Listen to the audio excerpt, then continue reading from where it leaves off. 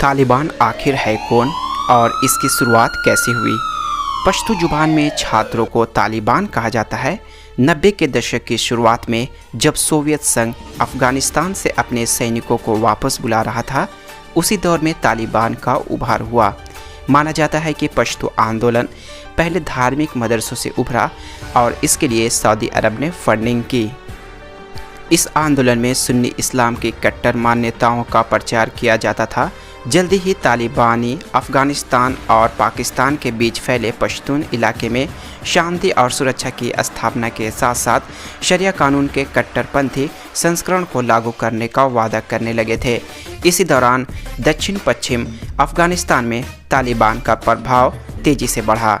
सितंबर 1995 में उन्होंने ईरान की सीमा से लगे हेरात प्रांत पर कब्जा किया। इससे ठीक एक साल बाद तालिबान ने अफ़गानिस्तान की राजधानी काबुल पर कब्जा जमाया।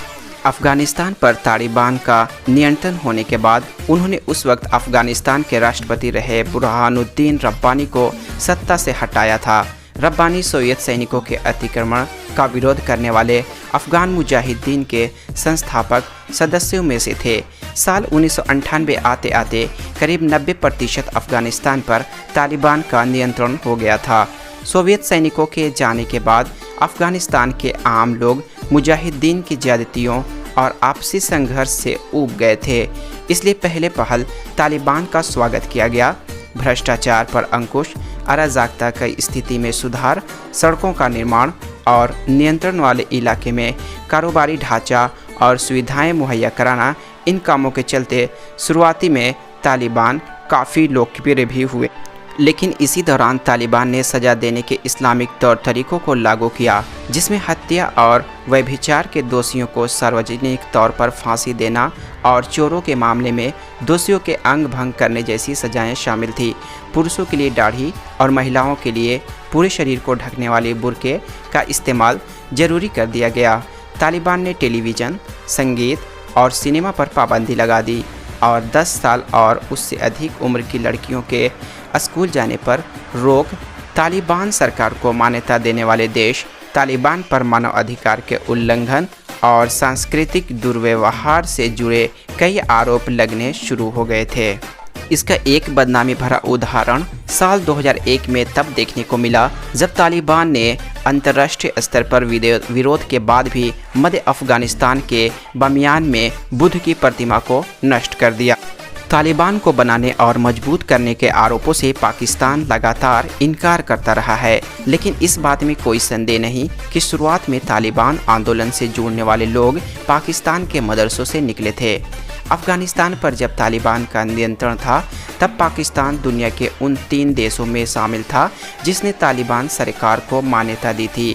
पाकिस्तान के अलावा सऊदी अरब और संयुक्त अरब अमीरात ने भी तालिबान सरकार को स्वीकार किया था।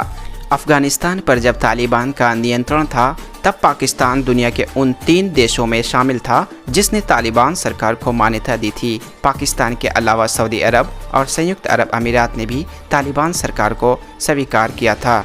तालिबान से अपने राजनयिक संबंधों को तोड़ने वाले देशों में भी पाकिस्तान सबसे आखिरी देश रहा।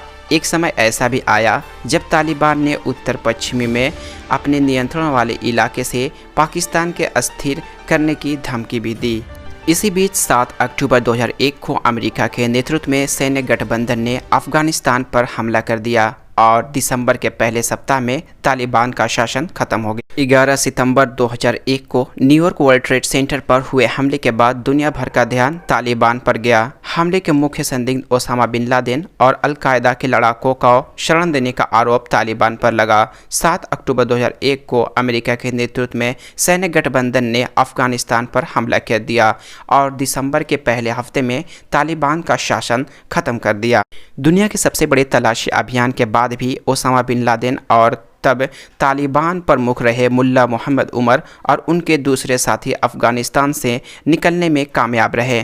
तालिबान गुट के कई लोगों ने पाकिस्तान के क्वेटा शहर में पनाह ली और वे वहां से लोगों को निर्देशित करने लगे थे। हालांकि पाकिस्तान सरकार क्वेटा में तालिबान की मौजूदगी से हमेशा इनकार करती आई है। भारी संख्या में विदेशी सैनिकों की मौजूदगी के बाद भी तालिबान ने धीरे धीरे खुद को मजबूत किया और अफ़गानिस्तान में अपने प्रभाव को बढ़ाया।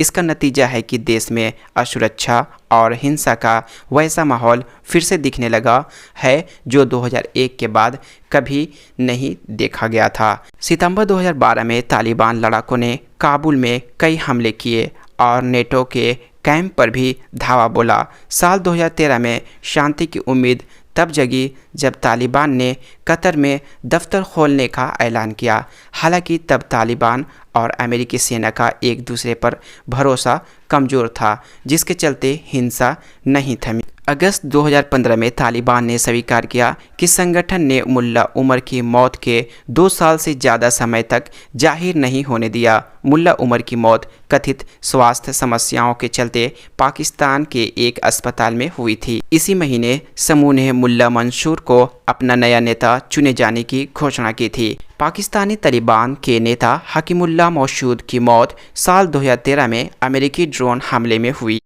इसी दौरान तालिबान ने साल 2001 की हार के बाद पहली बार किसी प्रांत की राजधानी पर अपना नियंत्रण हासिल कर लिया था। राजनीतिक तौर पर बेहद अहम शहर कुडुस पर उन्होंने नियंत्रण स्थापित किया।